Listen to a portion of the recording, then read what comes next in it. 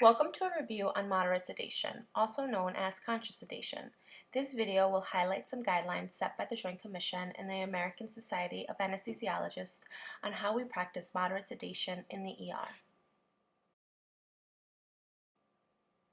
The goal of this review is to increase the awareness of our policy and procedure for safe moderate sedation by defining the procedure, identifying the key nursing responsibilities pre, during, and post-sedation.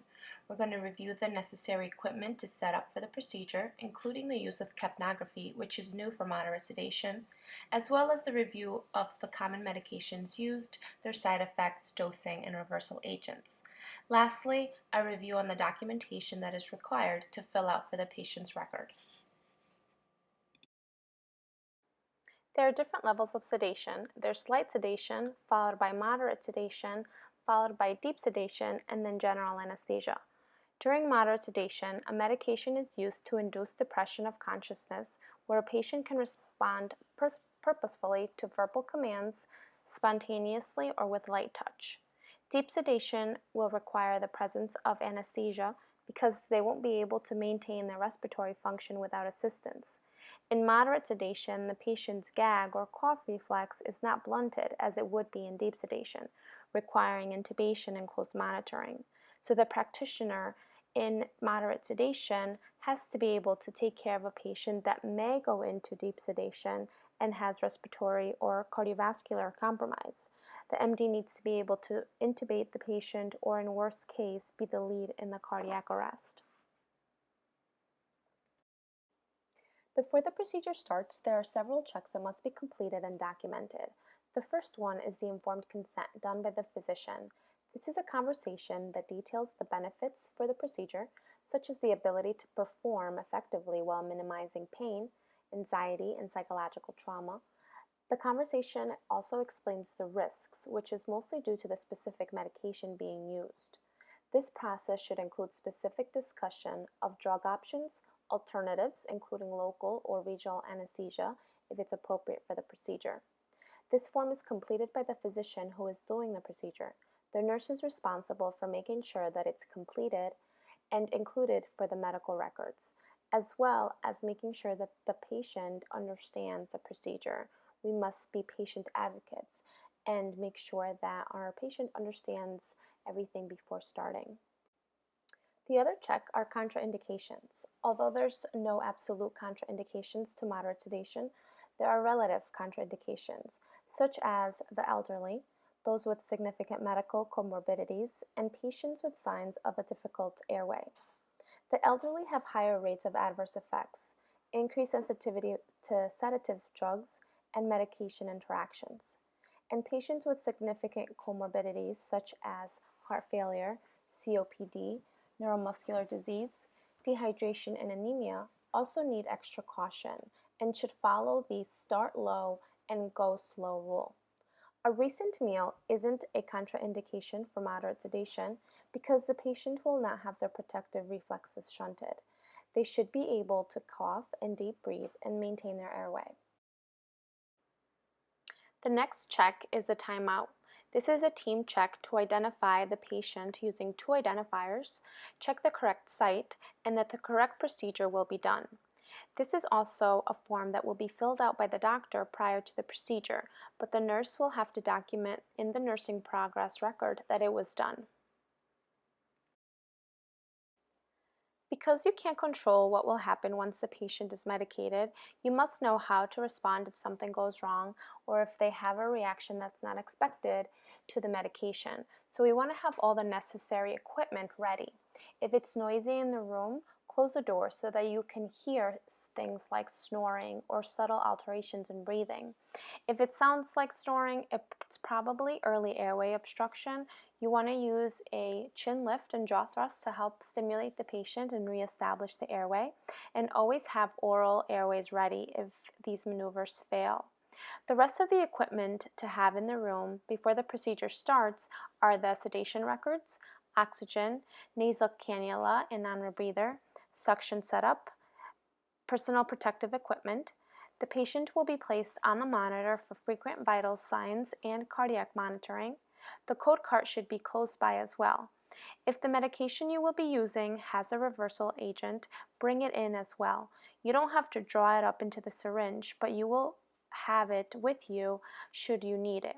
You can always return it to the Pyxis if you haven't used it. Before starting moderate sedation, be sure that your patient is ready with all the necessary equipment. The patient must have a working IV with normal saline ready. They need to be on a cardiac monitor. They need to have a proper fitting blood pressure cuff, a nasal cannula that has the capability for CO2 monitoring, a pulse ox, suction setup, oxygen delivery, and additional supplies include a non-rebreather and an ambu bag that must be kept in the room. Here at Griffin Hospital, we have two types of CO2 sampling cannulas. The first one is just a sampling cannula. Although it looks like an oxygen cannula, it does not supply any oxygen. The CO2 cannulas are located in the closet by pod 1 on the right side. You will find adult size and pediatric size cannula for oxygen delivery and without oxygen delivery.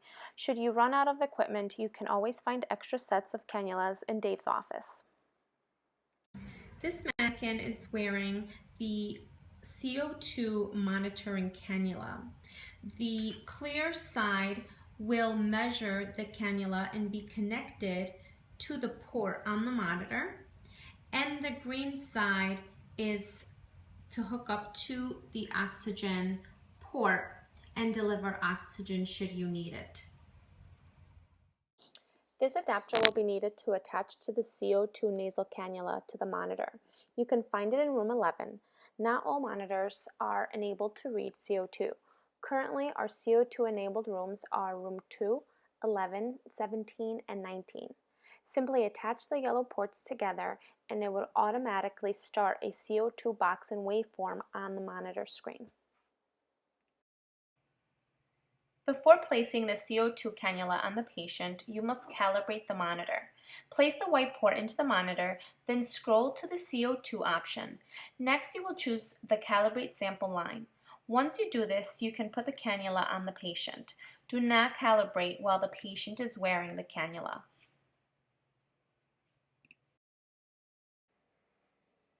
Capnography is an additional tool that will be used for moderate sedation.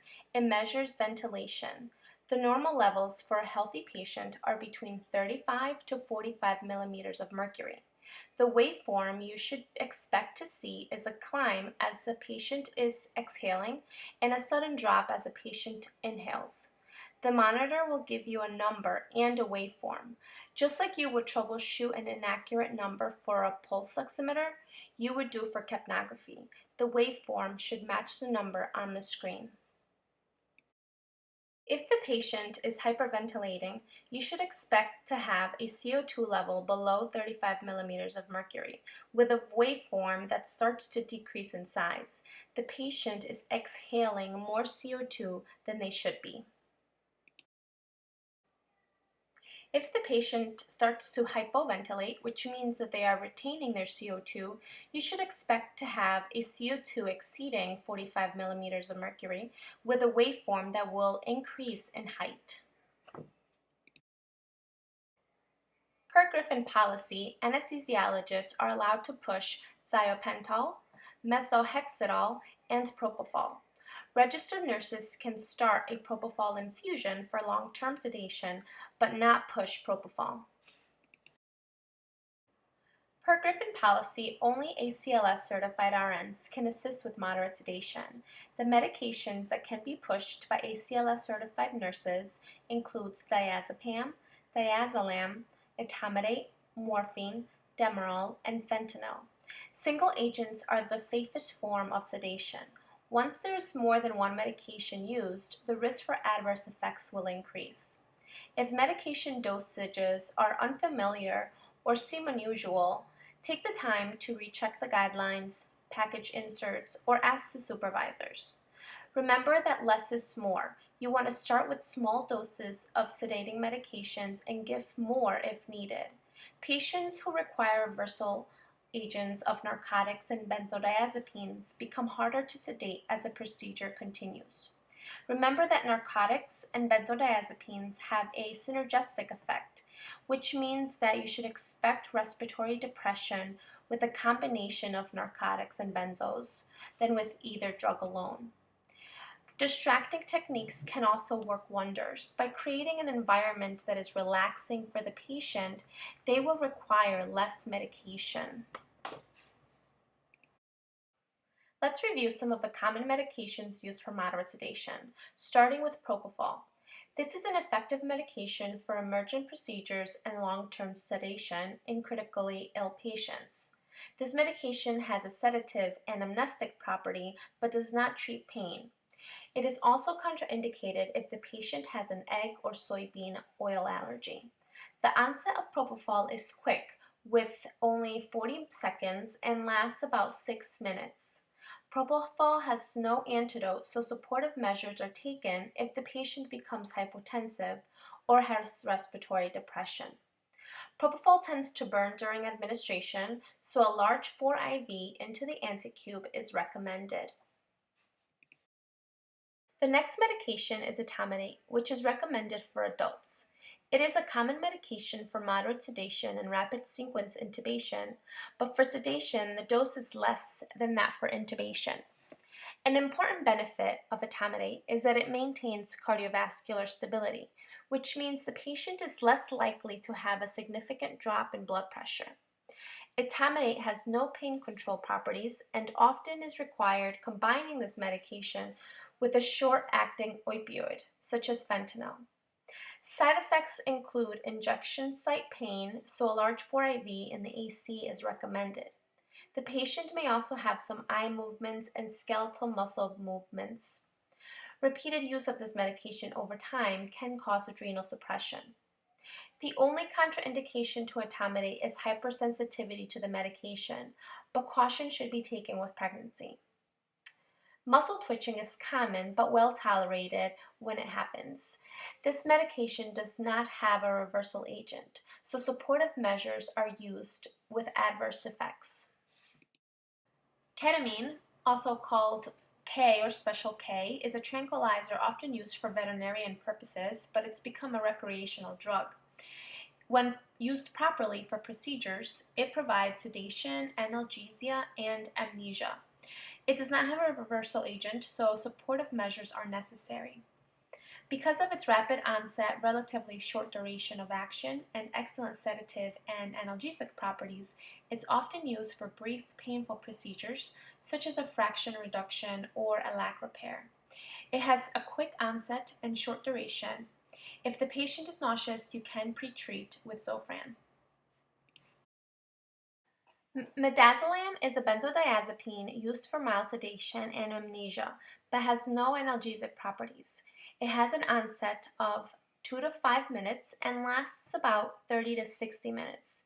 You want to administer midazolam over 1 to 2 minutes and titrate every 2 to 5 if necessary. Remember that the elderly, obese, renal, and hepatic disease patients will have a risk for prolonged sedation, so start low and go slow. Side effects include respiratory depression. Flumazenil, a benzodiazepine antagonist drug, can be used to treat an overdose of midazolam as well as to reverse sedation. However, flumazenil can trigger seizures in mixed overdoses and in benzodiazepine-dependent patients, so it is not used in most cases.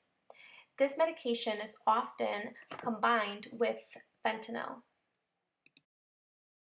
Fentanyl is a synthetic opioid which starts to work in about 2 to 3 minutes and lasts approximately 30 to 60 minutes. For administration of fentanyl push in doses of 0.5 to 1 microgram per kilogram every 2 minutes. Notice that this medication is dosed in micrograms. The side effect for fentanyl includes respiratory depression. The reversal agent is naloxone. This medication is meant for its analgesic property, but the side effect is sedation. Midazolam and fentanyl are often combined for their sedative and analgesic properties. This combination can cause hypoxia and apnea and increases the need for airway intervention and medication reversal. To administer this combination, give midazolam first and wait 2 minutes, followed by fentanyl, and you can repeat these doses until the desired effect has been reached. The reversal agent for opiates is naloxone. Give it in doses of 0.1 to 0.2 milligrams every 2 to 3 minutes until the desired degree of reversal is reached. Naloxone is supplied in 0.4 milligrams per 2 ml vials. Flumazenil is a reversal for benzodiazepines. Administer 0.2 to 1 milligram at 0.2 milligram per minute intervals. It is supplied in a 0.1 milligram per ml in a 5 ml vial. Documentation of vital signs includes blood pressure, heart rate, respirations, heart rhythm, pulse ox, CO2 level, and level of consciousness and comfort. This should be documented every 5 minutes. Any sudden change in status should also be documented. And remember to never leave the patient unattended during the procedure. There are 4 forms that must be in the record for this procedure. The first one is the moderate sedation nursing record. It's made up of 4 pages and requires a pre-procedure EKG strip to be taped to the second page. On the third page, you will find a space for your notes. You can also include the CO2 level in the notes since there isn't a specific spot for it in the vital signs section. On the fourth page, you can document the Aldrich score for sedation recovery. The Aldrich score post-sedation is a guide to determine if the patient has returned to baseline or pre-procedure status. A target of 9 to 10 is expected. During the procedure, the patient may go below 8, but must return to baseline before discharge. The other form to include in the patient record is the informed consent. The physician will also fill out a pre-procedure assessment. And the doctor is also responsible for the site verification checklist. The post-sedation period starts once the last dose of medication has been administered. You will need to document the vital signs and the Aldrich score every 15 minutes for 45 minutes. Once the patient is ready, you can trial their readiness for liquids. If a reversal agent was used, such as naloxone or flumazepam, your post-sedation period has now been extended to 2 hours due to the risk of resedation. Be sure to communicate this to your charge nurse as they will need to plan for this delay. You also want to maintain the IV infusion until the vitals and the mental status has returned to baseline. And if the patient is being discharged home after the procedure, be sure that they have a reliable person to provide support and supervision for several hours.